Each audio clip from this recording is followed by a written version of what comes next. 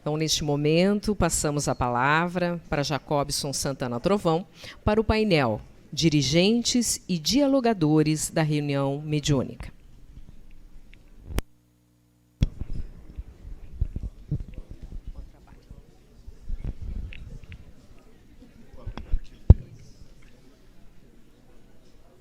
Boa tarde, então.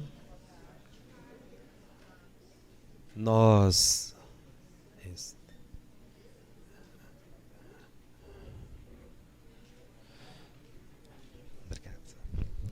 fizemos algumas apreciações gerais sobre a temática da reunião mediúnica e agora vamos especificar analisando a questão do dirigente e dialogador da reunião mediúnica.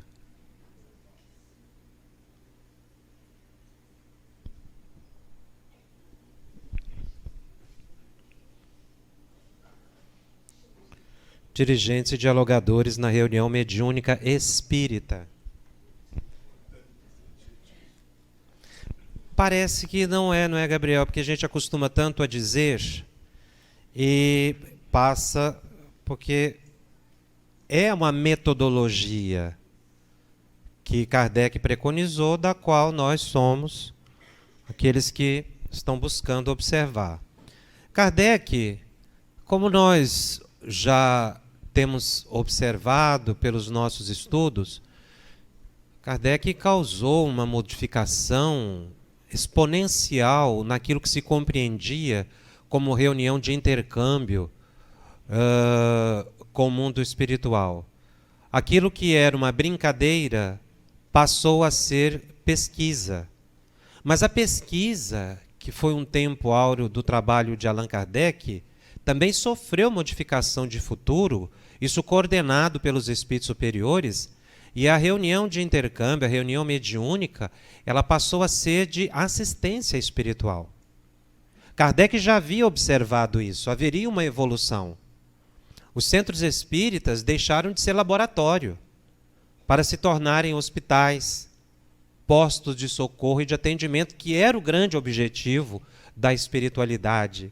Não ficar apenas naquela pesquisa longa e repetitiva de provar se existe espírito, se é mediunidade ou se não é mediunidade. Um dos grandes iniciadores da reunião mediúnica de socorro foi Leon Denis. Nós vemos no livro No Invisível, em que ele coloca as suas experiências, ele já havia feito a transposição da reunião puramente de curiosidade ou de pesquisa para atingir o ideal de Allan Kardec, que era a reunião instrutiva e a reunião de socorro aos espíritos encarnados e desencarnados. Então, lá, na altura do item 254 do Livro dos Médiuns, Allan Kardec indaga aos espíritos em relação exatamente a essa questão do atendimento que se faria a eles, a manifestação visando um socorro, um esclarecimento, um auxílio aos sofredores do mundo espiritual. E Kardec pergunta, como pode um homem ter mais influência nesse caso do que os próprios espíritos? A resposta ela é impressionante. A forma com que os espíritos analisam a questão. O homem, evidentemente, não dispõe de mais poder do que os espíritos superiores. Mas sua linguagem se identifica melhor com a natureza daqueles outros sofredores. E, ao verem o ascendente que o homem pode exercer sobre os espíritos inferiores, compreende melhor a solidariedade que existe entre o céu e a terra, ou seja, o apoio. Além disso, o ascendente que o homem pode exercer sobre os espíritos guarda razão com a sua superioridade moral. Ou seja, nós vamos perceber que a questão da identidade da linguagem, mas existe também a questão da gradação, não é? Da faixa de percepção dos espíritos sofredores. Porque muitos não conseguem nem perceber que estão desencarnados. Então, o transe permite que eles melhorem exatamente essa percepção. Então é mais fácil eles perceberem o plano físico do que o plano espiritual, é o que Kardec está estudando aqui. E esta observação que Kardec também faz em um livro dos médiuns, sobre o conteúdo, muitas pessoas ficam preocupadas, o que a gente vai falar para os espíritos? O que se fala para um suicida? O que se fala para um perseguidor? O que se fala para um sofredor? Uma pessoa que é ateu, que não sabe que desencarnou? Não existe uma fórmula, porque nós estamos atendendo pessoas. Existem indicativos e cada pessoa é uma pessoa diferente. Um psicólogo pode atender 5 pacientes com a mesma patologia, mas ele não terá a mesma abordagem. Cada um é um universo. Então nós temos que desmistificar a questão do atendimento espiritual para perceber que nós estamos lidando com pessoas que estão inclusive num grau de perturbação muito maior do que o encarnado, pela dificuldade do transe desencarnatório. Ele precisa de um intermediário para se manifestar, quer dizer, você não está falando com ele, mas através de alguém que está filtrando o pensamento dele.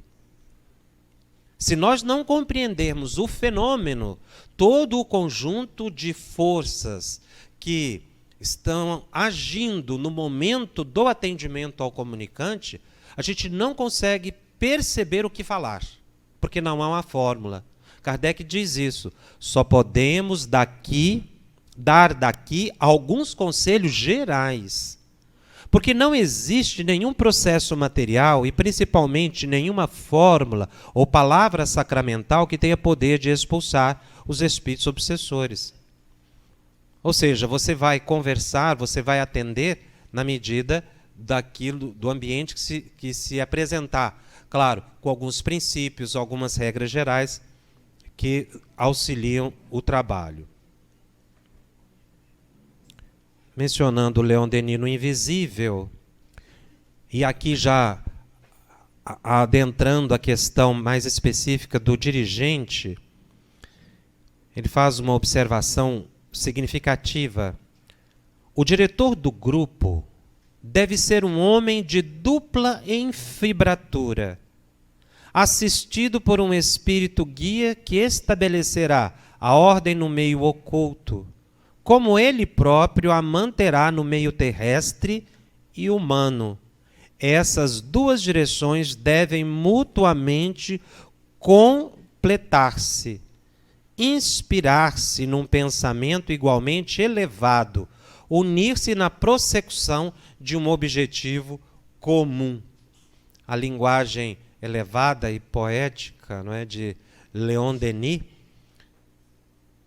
aqui revela uma série de princípios ou requisitos para o dirigente do grupo. Por que essa tensão com o dirigente do grupo? Porque realmente a responsabilidade dele é destacada. Se você está num avião e o piloto não vai bem, o risco é imenso. Cada um no mundo espiritual assumiu um papel na reunião mediúnica. Nós nos encontramos por acaso, naquele centro, naquela época da vida. Mas nós fizemos uma combinação, um acordo prévio. E assumimos posições que se completam. Nós não podemos dizer que um é mais importante do que o outro. Nós estamos falando de papéis. Porque se um não exercer o seu papel, o outro não vai exercer. Então não há um nível de esse é mais importante do que aquele. Se não tiver um médium de apoio, o trabalho tanto do dirigente, quanto do dialogador, quanto do médium psicofônico ou psicógrafo, não terão o resultado que se espera. E assim sucessivamente. Um não vai ocupar o papel do outro. Porque senão você cria um tumulto no ambiente. Porque são papéis. E é muito importante a gente perceber isso, porque como são papéis, e o trabalho ele é coletivo, um necessita fazer o esforço de compreensão da responsabilidade que o outro tem para a harmonia do trabalho. Para que não hajam exigências descabidas e nem críticas indevidas. mas apoio mútuo para que um possa exercer bem a sua função na reunião, naquela visão de unidade. Porque nós temos um objetivo comum. Então ele coloca um requisito, digamos assim, que é essa dupla enfibratura, não é? Ou seja, é uma pessoa que tem que ter uma posição coerente com o que fala, com o que prega, com o que vive. Porque ele precisa se sintonizar com o real coordenador da equipe, que é o dirigente espiritual do trabalho. Ele precisa se ajustar. Quando ele coloca aqui, assistido por um espírito guia, toda reunião mediúnica tem um mentor que é elevado. Pode o grupo não se sintonizar com os anseios e expectativas desse orientador espiritual e fazer o trabalho à revelia dele, onde se abrirá a porta para perturbações as mais variadas. Mas o grupo precisa fazer um ajuste para que se possa atender às expectativas do plano espiritual. E fala aqui da mediunidade do dirigente da reunião mediúnica. Qual é a mediunidade do dirigente da reunião mediúnica? Está escrito aqui. Qual que é?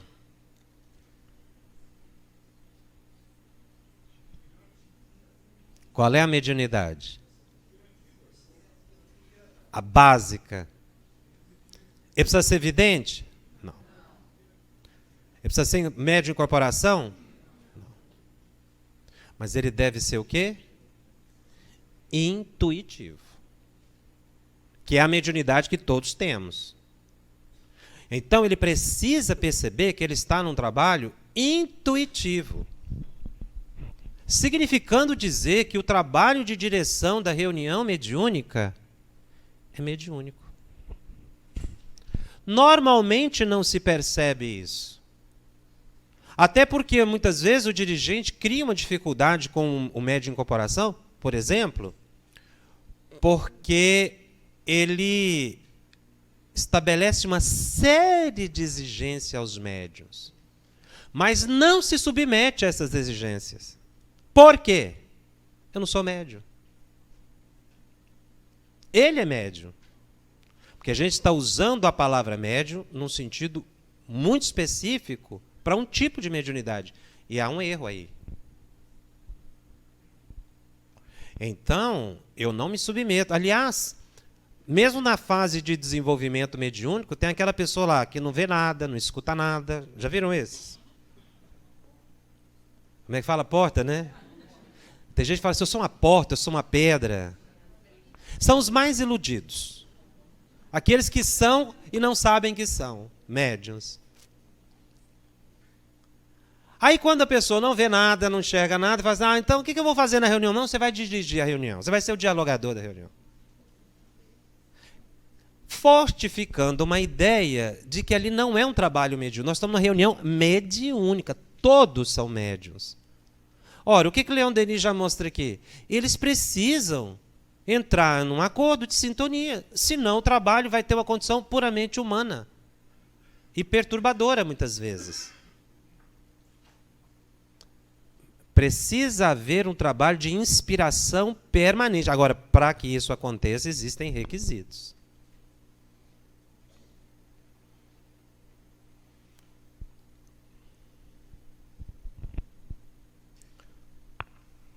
Qual o sentido, portanto, qual o propósito do transe mediúnico? Como colocávamos agora há pouco. Se eu não entender tudo o que está acontecendo, eu não vou conseguir atender adequadamente. Primeira coisa, por que a entidade se manifesta? Nós já vimos uma parte aqui. Anteriormente, a percepção dos espíritos de determinada categoria no plano físico, a partir do transe, ela é melhor, porque muitas vezes o espírito está do lado dele, o anjo de guarda, ou aquele espírito que vem socorrer está do lado e ele não vê. André Luiz descreve casos que, quando a pessoa, no mundo espiritual já desencarnado, vê um amigo, um familiar que desencarnou antes, ele tem medo, ele foge, ele não acredita. Isso dificulta o atendimento, porque ele está mais próximo da materialidade, dependendo da sua educação, da sua formação, que nem acredita na vida espiritual. Acordar do outro lado não é muito fácil. Mesmo para nós espíritas, que temos muito conhecimento. Se a gente não ir se desprendendo durante a vida, a gente vai chegar do outro lado ainda com graves perturbações espirituais, mesmo com todo o conhecimento que temos. Então, às vezes a pessoa vai precisar do transe. E o que acontece no momento do transe? Olha o que André Luiz descreve quando o espírito está naquele tempo do transe. Ele se desperta. Reparei que os sentidos do insensível perseguidor ganharam inesperada percepção, visão, audição, tato e olfato foram neles subitamente acordados. Parecia um sonâmbulo despertando. Ele estava em transe. À medida que se lhe casavam as forças às energias da médium, mais se acentuava o fenômeno do reavivamento sensorial. Apossando-se provisoriamente dos recursos orgânicos de Dona Isaura, a médium, em invisível processo de enxertia psíquica, o hipnotizador, que era o obsessor, gritou e chorou lamentosamente. Ora, o que André Luiz explica? A obra de André Luiz, a gente precisa estudá-la com muito cuidado. Porque às vezes a gente tem aquela visão romanceada e se engana. Porque as explicações, elas, palavra por palavra, elas trazem informações preciosíssimas. O que André Luiz está dizendo nesse ponto do livro Libertação? Que o transe causa um despertar da entidade. Então vejamos bem, você imagine-se na condição de um médico e tem um paciente que está em coma, fazendo uma comparação. O paciente sai do coma, saindo do coma, ele ameaça, ele fica confuso, ele não sabe onde está, ele grita, ele xinga, ele esbraveja. Qual a avaliação que o profissional vai fazer daquele estado? Ali está havendo um progresso ou não? Houve uma melhora ou não? Entenderam? O que é essencial ao olhar do profissional? O que ele está falando ou o processo de sair de um coma longo, por exemplo? Estão compreendendo a comparação que eu quero fazer? Ou seja, não importa muito o que ele está falando naquele momento em si. Importa que terapeuticamente ele melhorou, porque ele saiu do coma. Não é melhor uma pessoa, naquele momento, ele está mostrando uma confusão momentânea, porque depois ele vai ser atendido. Mas o importante ali, a avaliação de qualquer profissional, nossa, mas que coisa boa. Que maravilha que ele está aqui gritando. Por quê? Saiu do coma. Porque no estado de coma, ele poderia até desencarnar. É muito importante a gente compreender isso. Se não tiver claro, podem levantar e me interromper. Porque se eu não entender isso, eu não vou entender o diálogo. Porque, na verdade, não há um diálogo. Há um atendimento. Se a gente usar, por exemplo, a obra de André Luiz, o próprio Livro dos Médiuns, não há essa expressão diálogo. A gente usa a palavra diálogo, pode continuar usando, a gente vai ver em várias obras, mas não há um diálogo. Há um atendimento. André Luiz usa a palavra o tempo todo no livro Desobsessão em atendimento. Por quê? Porque é um doente que está sendo atendido. Porque o diálogo implica numa possibilidade psíquica igual, eu sentar com a pessoa e dialogar. O médico, quando está diante do paciente, eu posso falar que ele está dialogando, mas ele está dialogando? Não, ele está fazendo um atendimento. Ele está observando as necessidades do paciente, se for um psicólogo, e vai utilizar as palavras ali como medicamento, como orientação. Então, a expressão, na verdade, ou o momento que está acontecendo ali, é de um verdadeiro atendimento de um doente. Aquela imagem que a Beth usou aqui no início da manhã foi perfeita, quando ela traz a estruturação médica. Se você observar o livro Desobsessão, de André Luiz era um médico, ele traz um verdadeiro protocolo de atendimento aos espíritos sofredores. Ele preocupa-se até no mobiliário, como um médico que estivesse organizando um local de pronto atendimento. Aquilo que fosse mais simples o suficiente para trazer espíritos para serem atendidos.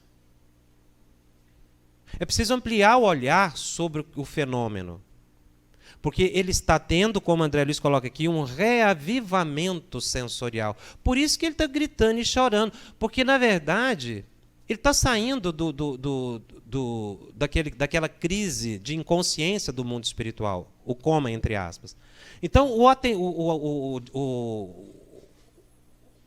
a pessoa que está fazendo o atendimento, ela tem que ter esse olhar, nossa, e não se perder nas palavras que o espírito está utilizando, porque às vezes ele vai ameaçar, às vezes ele vai reclamar, ele vai chorar, ele vai esbravejar.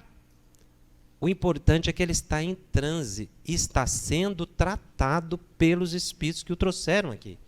E às vezes levam-se anos para trazer um espírito numa reunião mediúnica. A pessoa se perde tanto que ela fica com medo da ameaça.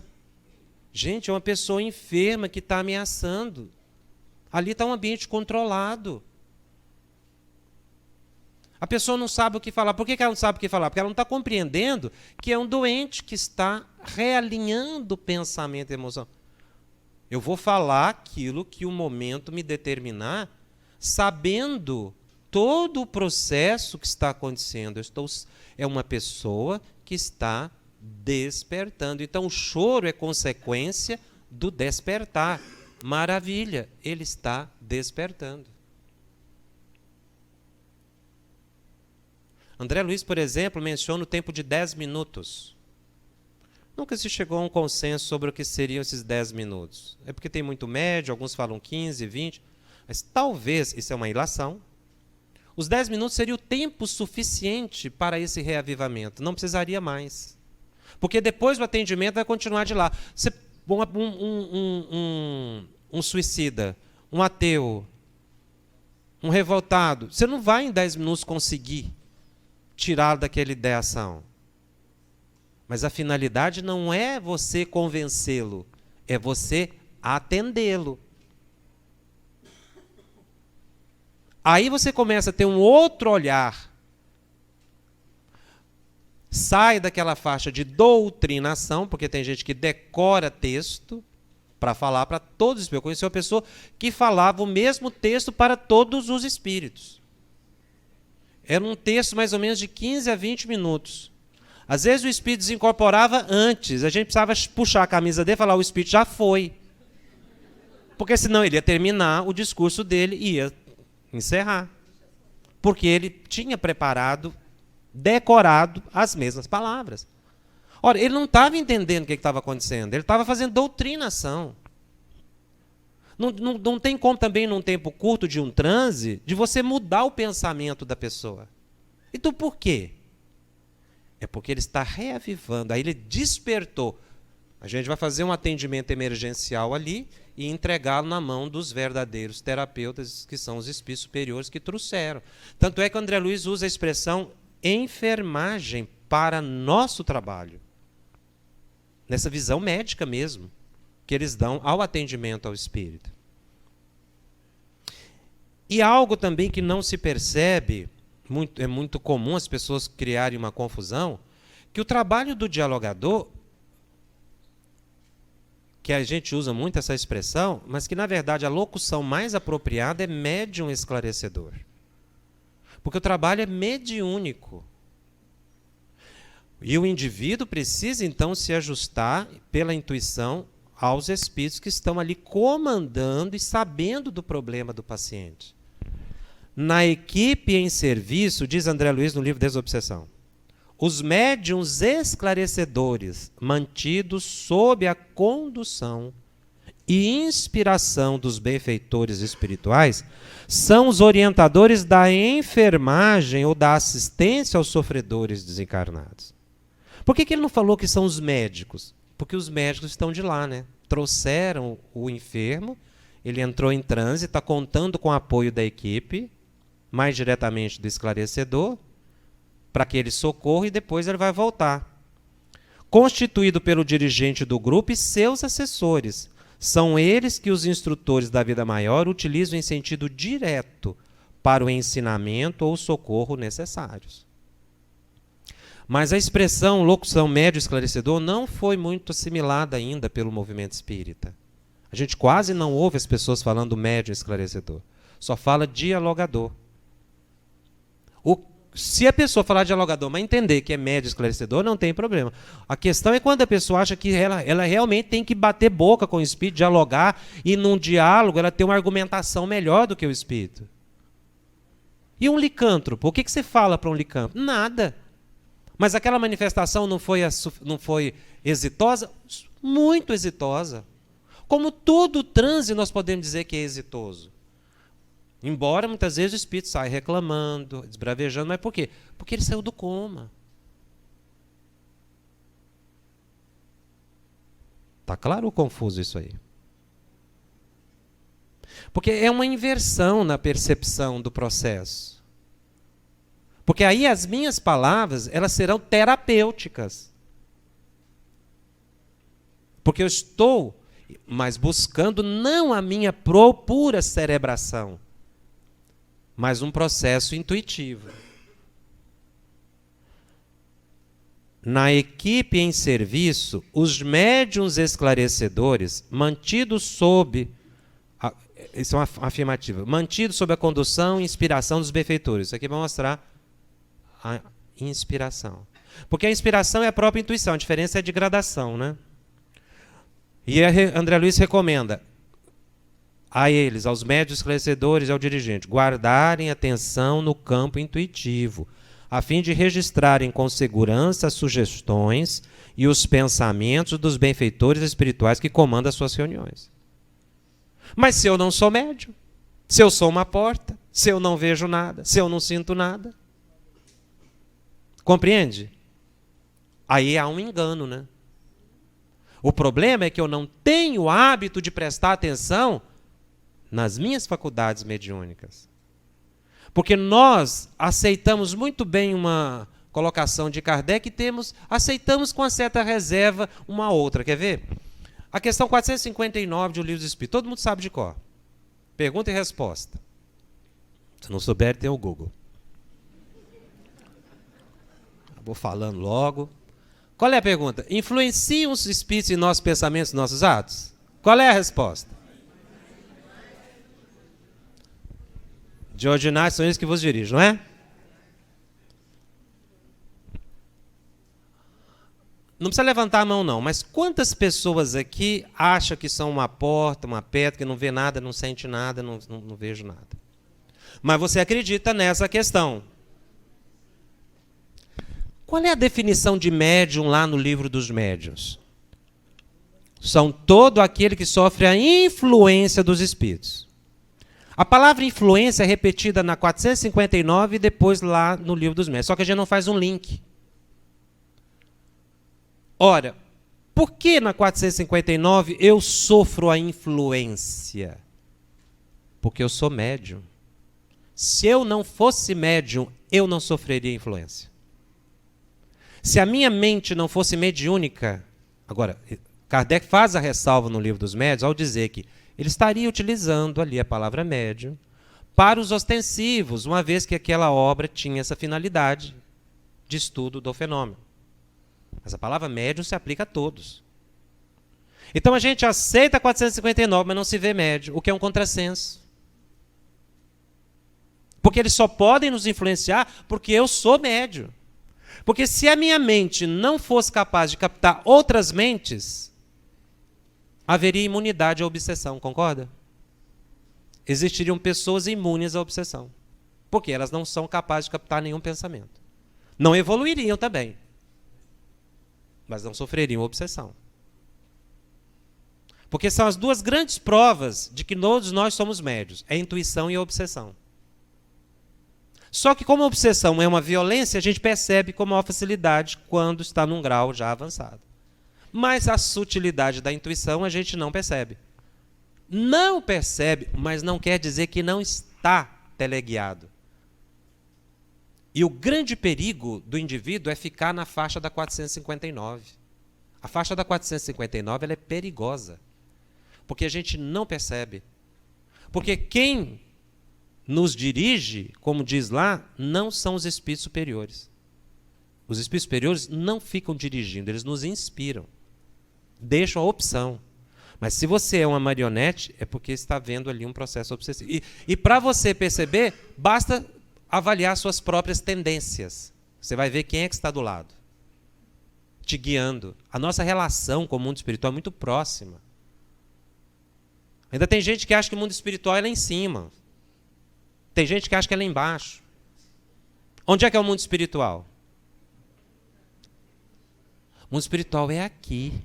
Nós estamos no mundo espiritual. Se você tiver dúvida, você desencarna agora que você vai ver onde você está. Isso é didático, obviamente. Mas se eu me afastar do corpo, eu estou onde? No mundo espiritual. Kardec coloca isso, os espíritos estão nos acotovelando. Quando a gente fala isso, tem gente que estica até o cotovelo, assim, para empurrar para lá. Mas é uma distância de um cotovelo. Nós somos seres interexistentes, meus irmãos. Nós vivemos dois planos ao mesmo tempo, só que nós não temos consciência disso. Daí o perigo. A gente precisa adquirir consciência. Por isso que eu falei, sair da faixa da 459. Para adquirir uma percepção mais ampla. Mas para isso eu preciso me conhecer. Porque veja bem, o que vai mostrar aqui. Os espíritos vão ser capazes de nos auxiliar com maior facilidade. No livro Nos Domínios da Mediunidade, todos aqui já estudaram, com certeza, o livro Nos Domínios da Mediunidade, não é? Mais de uma vez, né? Por que o segundo sim foi menor do que o...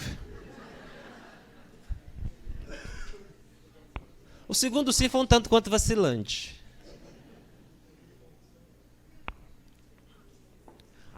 O livro Nos Domínios da Mediunidade é o próprio livro dos médiuns exemplo.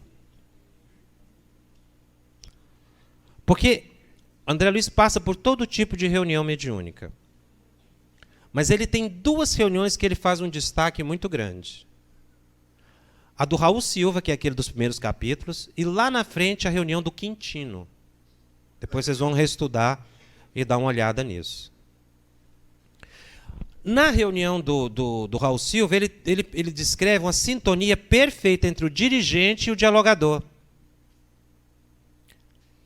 E era um processo intuitivo. E ele vai descrevendo lá, por exemplo, Clementino pousou a destra sobre a fronte de Raul Silva, influenciando-lhe a vida mental. Está vendo a palavra influência aí novamente? É a mesma palavra. Processo de intuição. A cabeça de Clementino emitia raios fulgurantes e de Raul envolvia-se de intensa luminosidade, porque tinha aquela sintonia que o Leon Denis falou. Sintonia se intensifica com o tempo. Então, quando se trabalha e convive muito com os espíritos, certo espírito, maior é a sintonia, maior é a afinidade. Então, a cabeça de ambos se iluminou pela atitude do Clementino.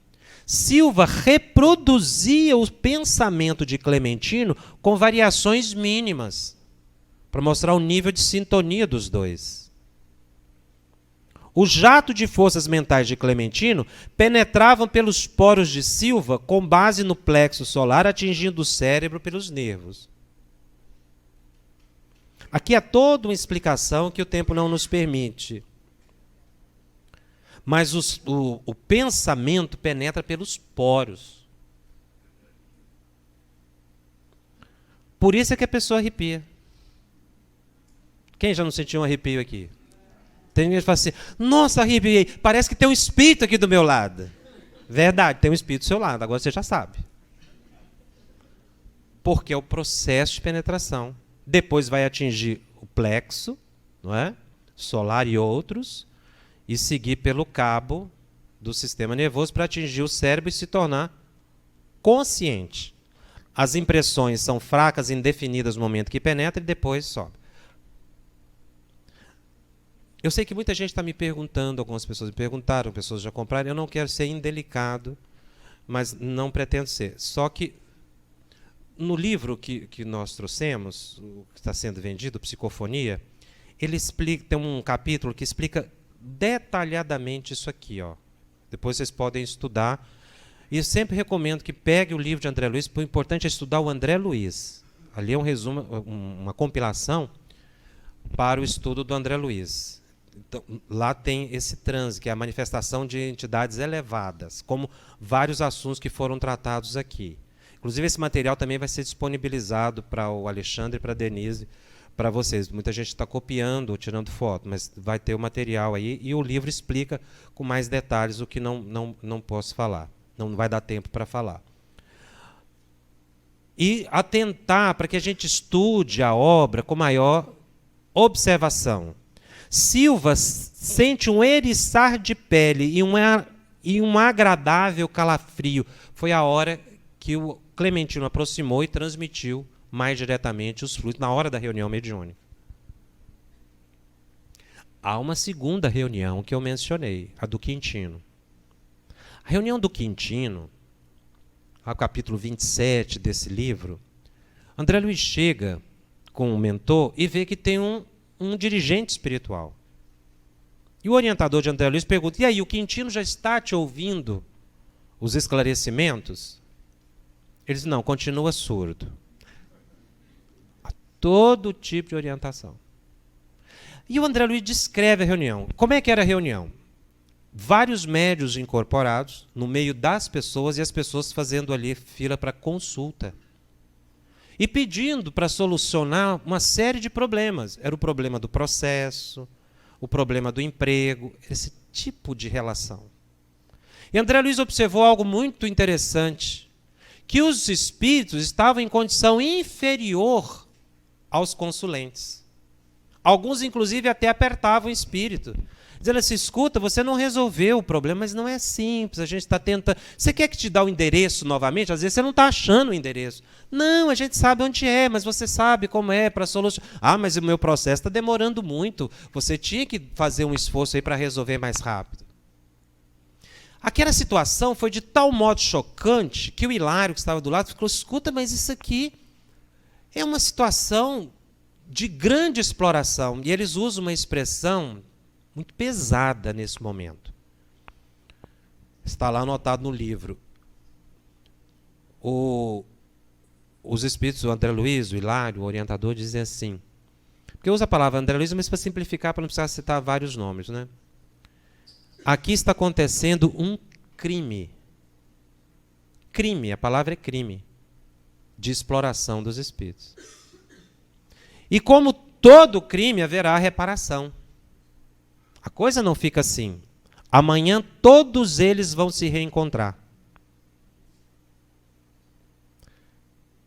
Pela reencarnação, na condição de esposo, esposa, filhos, parentes próximos. Então, aqueles espíritos explorados, amanhã serão os parentes, os filhos, daquelas pessoas que estão ali numa vida futura. Porque nada passa impune. Essa exploração vai ser resgatada depois. Daí você vê famílias inteiras em que as pessoas reclamam depois, falam assim, nossa, parece que reencarnaram aqui em casa todos os meus obsessores. Reencarnaram sim, graças a Deus. Mas por quê? Enganos que nós cometemos e que precisam do reparo. Aí no final do capítulo, o Hilário faz uma indagação, uma observação, mas como é que pode ter uma reunião dessa forma? Tem tanto livro, a obra de Allan Kardec, tantas mensagens, tantas orientações, tantas palestras, por que essas pessoas não seguem? Aí o mentor vira e diz assim: mas Hilário, esta reunião não é espírita. Esta reunião não é espírita. Mas lá na porta estava escrito centro espírita.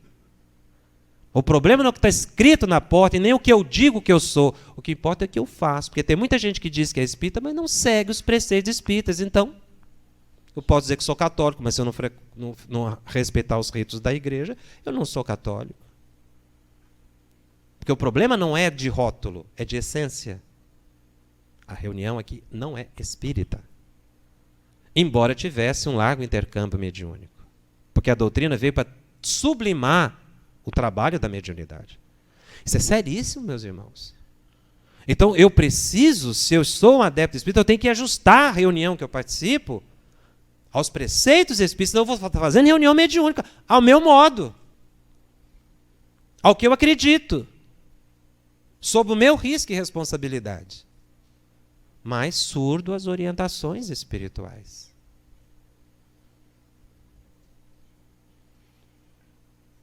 Perguntam a Emmanuel: o que se deve fazer para o desenvolvimento da intuição? Então, a intuição, como toda mediunidade, é desenvolvível? É.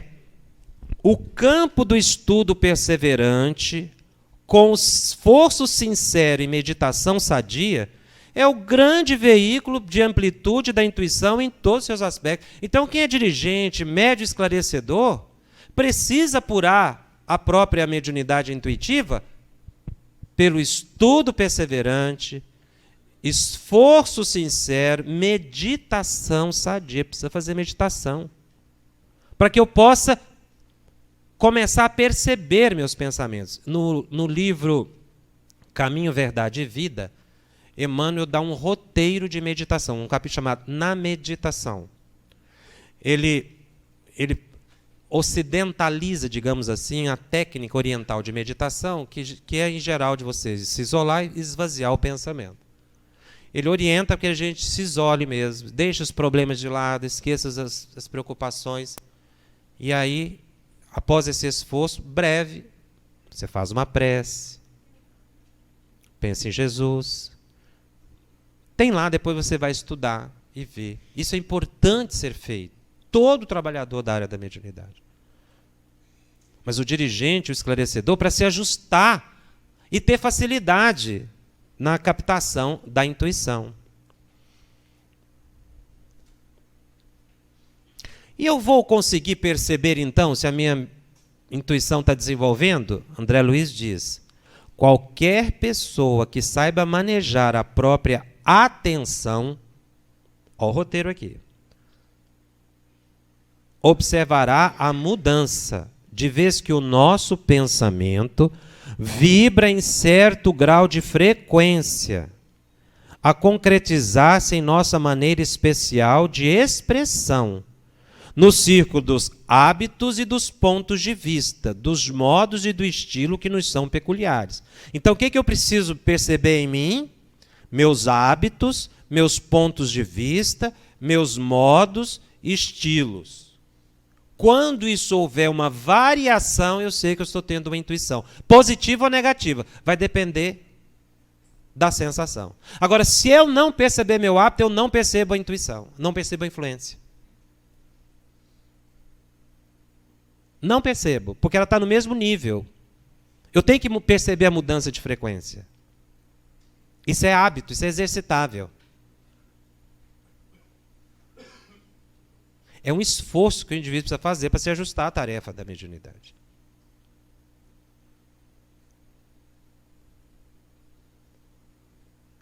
Compreenderam? Tá mais ou menos claro? Quer dizer, se a gente não fizer esse esforço... Agora, se eu não me conhecer, eu não vejo isso.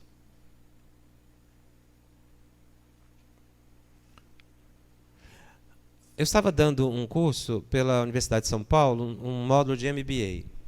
Trabalho profissional, estava no hotel, o dia todo foi de aula ali. Quando chegou a noite, eu parei para tomar um café. Um local muito bonito, muito elegante, eu nunca vi um troço daquele. Aí fica até com medo de entrar, né? De sujar alguém danar com a gente. Aí eu fiquei num balcão enorme, todo laqueado, de dourado e preto, pedi uma xicrinha de café. E aí estou ali adoçando o café com adoçante. De repente falou na minha cabeça assim, bota pinga no café. Cachaça aqui chama pinga? Pinga. Minha região chama pinga. Eu falei, mas que graça. Eu nunca bebi bebida alcoólica. Nunca tive esse hábito, não, por hábito mesmo. Eu achei aquela história muito interessante, aquela ideia inesperada, bota pinga no café. Eu nunca podia imaginar que podia botar pinga no café. E ainda fiquei pensando aqui, falei, gente, eu acho que se eu botar pinga no café e tomar aqui, acho que eu vou para Goiânia e volto a pé, ainda hoje, correndo, assim, desorientado. Esse negócio deve ser uma coisa alucinada, não é? E estou ali pensando, de repente, eu não tinha percebido, a 1,5 metro de mim tinha uma bandeja de prata com um cálice de cristais e uma garrafa de pinga no meio, e um espírito encostado na garrafa de pinga. Eu assimilei o desejo dele de beber como uma voz. Parecia uma voz, mas na verdade eu assimilei o desejo, a interpretação, né? De colocar pinga no café. Eu falei, meu Deus, era a entidade. Naquela noite eu descobri 2 coisas, que a gente não pode pôr pinga no café, viu? Vou avisar. E conversar com desconhecido, nem desencarnado, porque a gente tem a mania de querer doutrinar todo mundo, né? Aí eu vi a entidade, quis conversar mentalmente com a entidade. E, na verdade, eu não queria nem prestar atenção em mim, porque ela queria alguém que bebesse. Porque enquanto eu estava naquela ilusão de querer conversar, uma pessoa chegou, o senhor chegou, e já foi logo se servir. Ele se desinteressou de mim, obviamente, e foi beber. A pessoa bebeu 2 doses seguidas, e o espírito fez aquele processo de encostar mesmo, para absorver. E a pessoa foi embora e ele continuou ali. Porque ele sabia que ali ia chegar pessoas para beber. O espírito não é bobo, ele sabe que é ali que vai ter a bebida. Ele fica num ambiente apropriado. E eu não dormi aquela noite, porque o espírito não foi comigo. Mas eu assimilei as vibrações.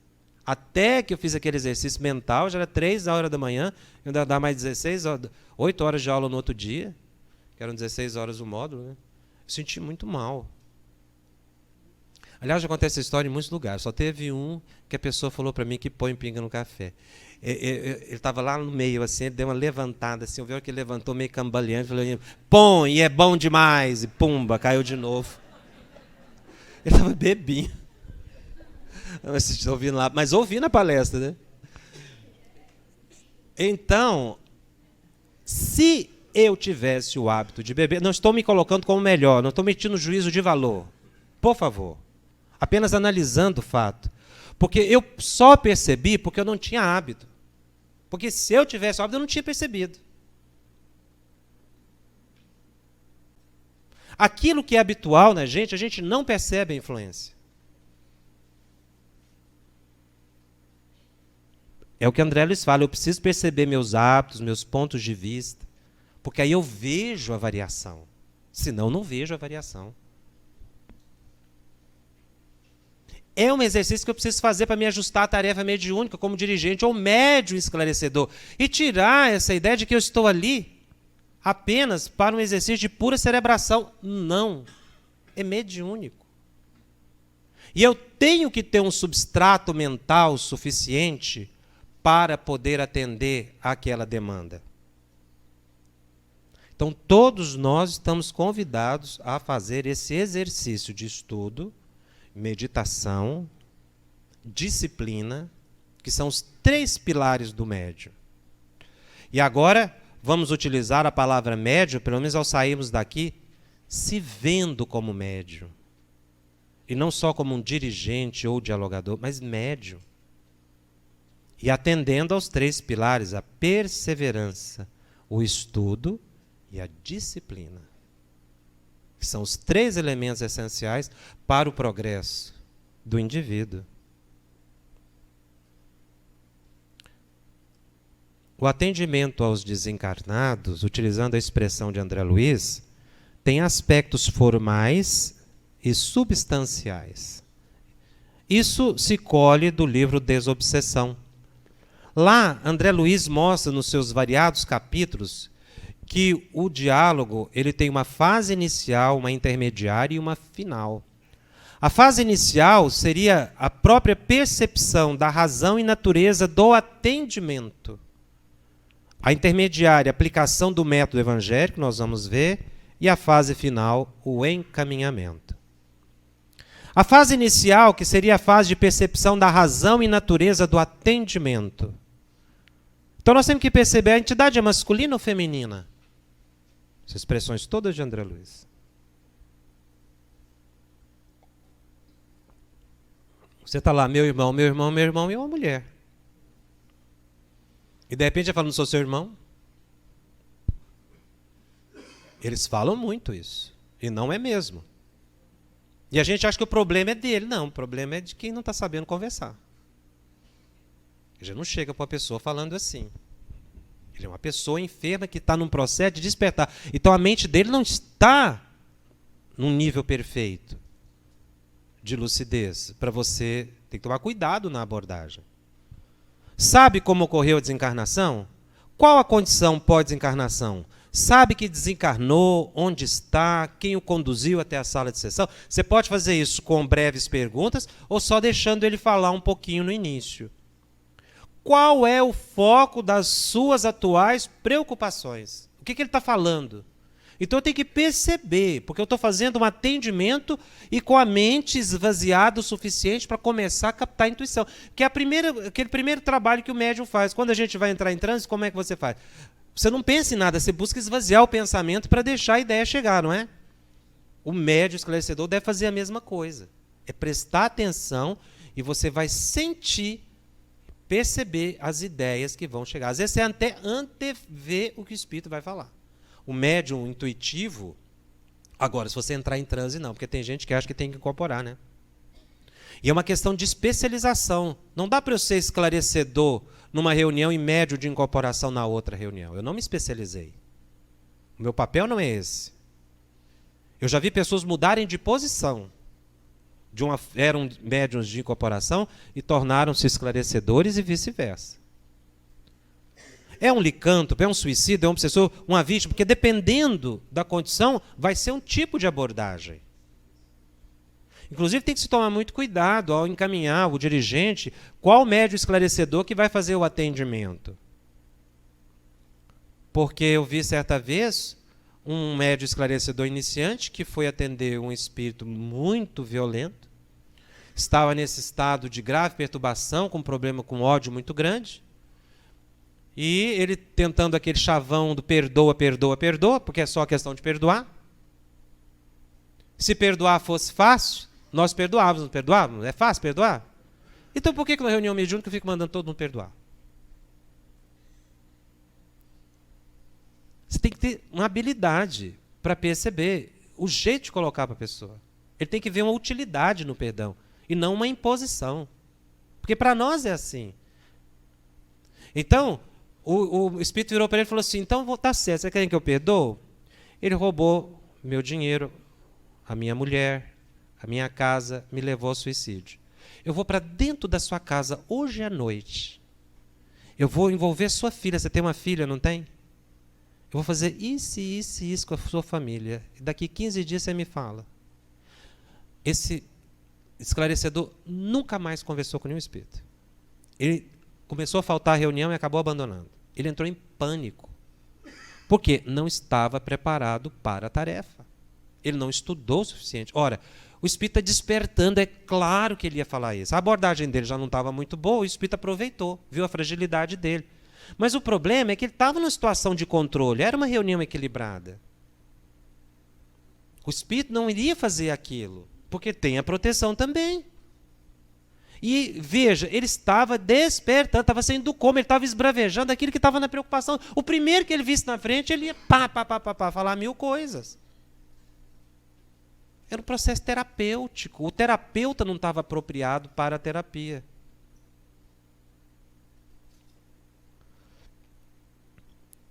Aí na fase intermediária, o André Luiz menciona lá no capítulo 34 da Desobsessão.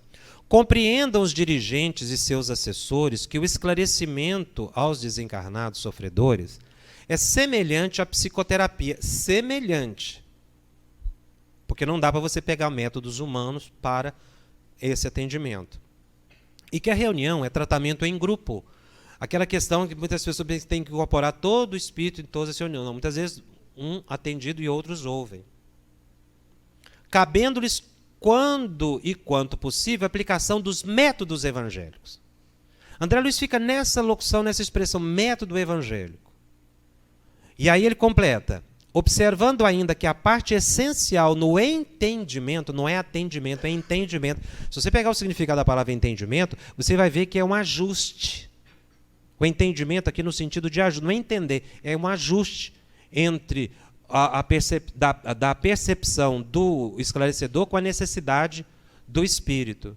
É atingir o centro de interesse do espírito preso a ideias fixas, para que se lhe descongestione o campo mental. Devem abster-se deste modo de qualquer discurso ou divagação desnecessária. Então o espírito está dizendo, eu estou preso nas ferragens desse carro aqui no acidente. E muitas pessoas, de forma simplista, dizem assim, desvia o pensamento que passa. Não passa. Porque o pensamento da entidade que está focada naquele momento, parada naquele instante, para ele é real, como é real para mim esta mesa. Não é uma imagem como vocês estão vendo aqui na projeção. A criação mental ela é física para os espíritos. Ele está vendo. Ora, se você chega para uma pessoa que está acidentada, o que você vai falar? Desvia o pensamento que passa? Não. Você vai falar o quê? O socorro já chegou. Tem gente que fala, o socorro vai chegar. Não, você pode dizer, o socorro já chegou. Porque no momento que você fala que o socorro já chegou, estende a mão. Você não precisa estender a mão, não, porque tem gente que estende a mão. O médium estende a mão. Não. É o espírito que está sendo atendido. Pegue na mão do enfermeiro, do médico que está aí, ele está te estendendo a mão. Você está fazendo a indução mental. E o espírito estará lá mesmo. Por que você está fazendo essa indução mental? Também não é aleatório. Porque isso foi a intuição que você captou. Foi o que o mentor te intuiu para você falar, porque ele estava lá. Porque está mais fácil o espírito ver você e te ouvir do que ver o mentor. Aí quando você fala, o mentor está do seu lado, ele olha e o médico está do seu lado, ele vai ver o médico caracterizado ali. Aí ele estende a mão e fala, graças a Deus recebi ajuda. Aí você dá continuidade, vamos fazer uma prece, você vai acalmar, aí você dá um encaminhamento. Você tem que atender o foco.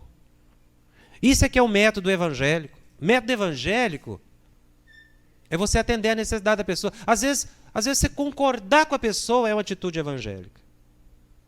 O sim, mas, né? Que é uma forma de você trazer a pessoa está revoltadíssima.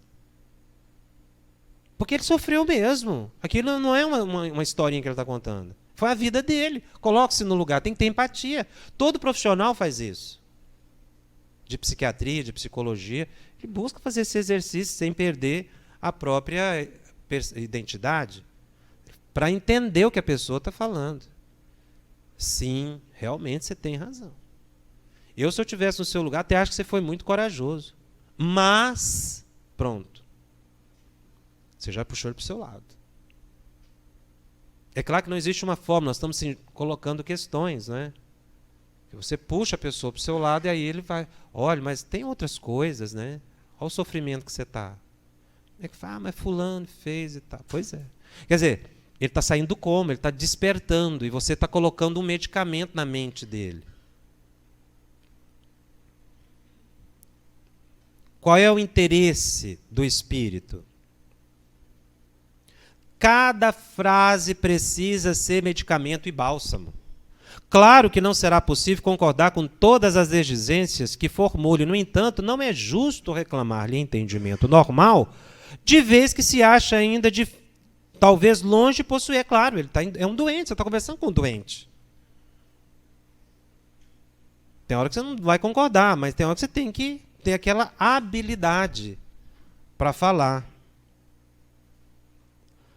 Cultivar o tato psicológico. É o jeito de falar, né? Aquele tato, aquela maneira delicada, abordagem para não ferir a pessoa. Evitando atitudes ou palavras violentas. Também fugindo da doçura sistemática que anestesia a mente sem renová-la.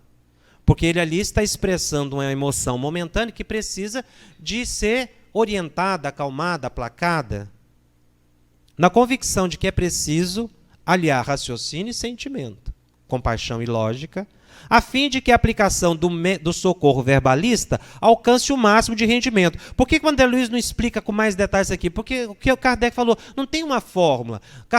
André Luiz coloca aqui os princípios, e você vai fazer o ajuste no momento do atendimento. Agora, o método é o evangélico. Agora, se eu não conhecer o evangelho, o que eu vou falar? A base da mediunidade não é interpretação?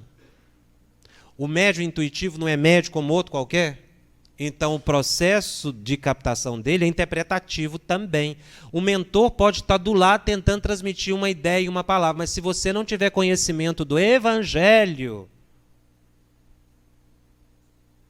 você não vai ser capaz de interpretar. Porque na hora do diálogo, o que a gente fica fazendo? Buscando as nossas experiências pessoais. O psicólogo, o psicoterapeuta, o psiquiatra, eles buscam as suas experiências pessoais para colocar no atendimento, ou ele vai buscar as teorias psicológicas e médicas para atender a pessoa? Ninguém fala da sua vida pessoal. Ele não busca da própria mente, mas daquilo que ele estudou, das correntes psicológicas, que ele vai achar que ela é adequada ao problema do paciente. É a mesma coisa. Eu vou buscar mentalmente o que o evangelho responderia para essa pessoa. Por isso que a gente fica naquele perdão, porque não estudou outro capítulo, a não ser aquela...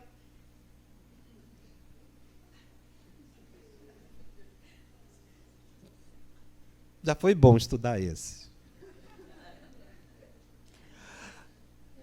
Mas a pessoa precisa ampliar os seus conhecimentos para ser melhor aproveitado pelos espíritos. Eu preciso ter um substrato mental para interpretar o que o espírito está querendo me conduzir a falar. A imagem que eu preciso criar. Isso é intuitivo, isso é mediúnico. Então, se eu não me ver como médium, aí não.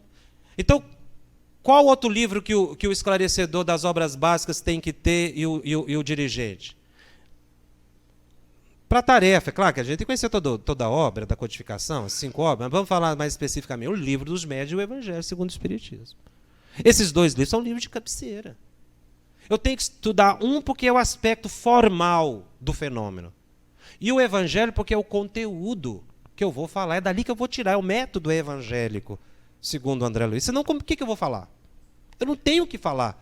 Porque às vezes as minhas experiências pessoais não são ricas assim, para eu poder colocar. Então eu fico repetitivo, né? Eu não vem ideia. Por que não me vem ideia? Porque eu não leio. Porque eu não estudo. Quem não lê, que não tem conteúdo mental, ele é incapaz de intuir, de captar, porque não se tira de onde não tem. É um estudo permanente. E o esforço de autotransformação. Porque se também eu não exercitar, evangelho não é algo que você declama. Você tem que viver. Você lembra lá do filme da vida do Chico, né? Aquele caso todo mundo conhece, que o Chico entrou em transe e falou para a pessoa, aplica o evangelho. O que o cara fez? Meteu o evangelho na cabeça dele. Porque ele não tinha... Você vê, o Chico naquela época já estava querendo dizer, o conteúdo, a pessoa entendeu literalmente. Tem gente que entende literalmente. Aliás, há uma obra preciosíssima aqui da Federação Espírita do Rio Grande do Sul, que eu acho um patrimônio, menciono em todos os lugares, que é A Ponte. Esse livro, eu acredito que todos tenham e devam estudar. É um livro fenomenal e tem um caso lá que eu acho impressionante, que mostra ou que muda diametralmente a nossa percepção do que é obsessão e do que é esclarecimento de espírito. Quando o Chico está na rua com um grupo de pessoas, e uma senhora passa e fala assim para o Chico, Chico, eu estou com um espírito ligado em mim. Tira, Chico, tira esse espírito de mim. Chico virou e falou assim, tirar para quê, minha irmã? Vamos evangelizar ele, nós todos juntos. O que é a verdadeira desobsessão? É a transformação do encarnado e do desencarnado.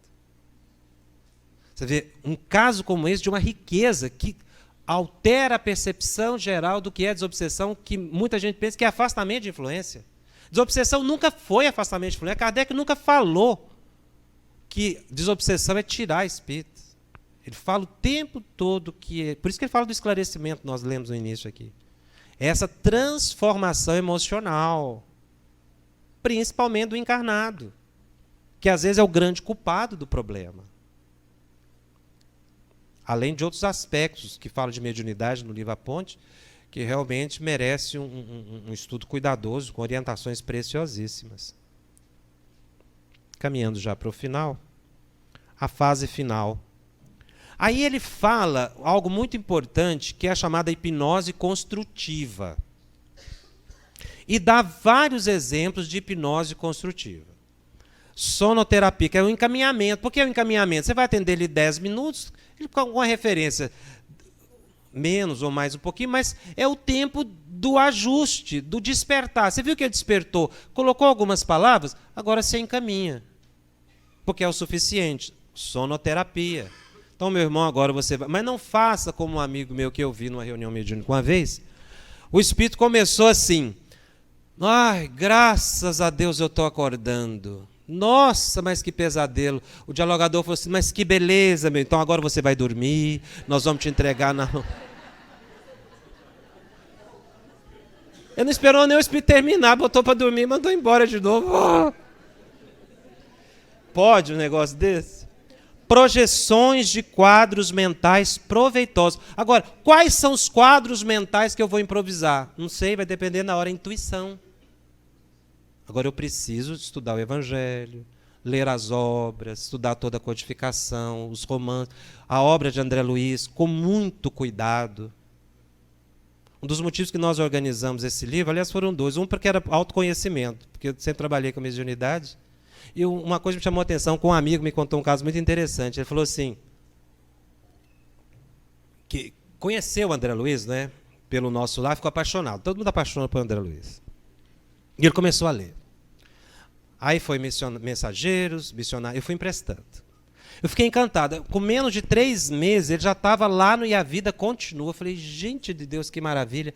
Eu vou perguntar para ele qual é o método de leitura dinâmica dele, porque a gente quer ler muito e não tem tempo, né?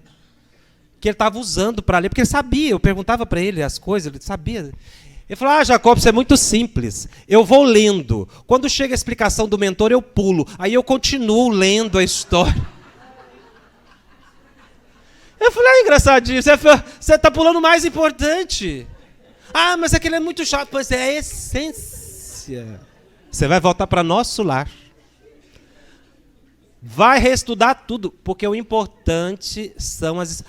O romance é um pano de fundo.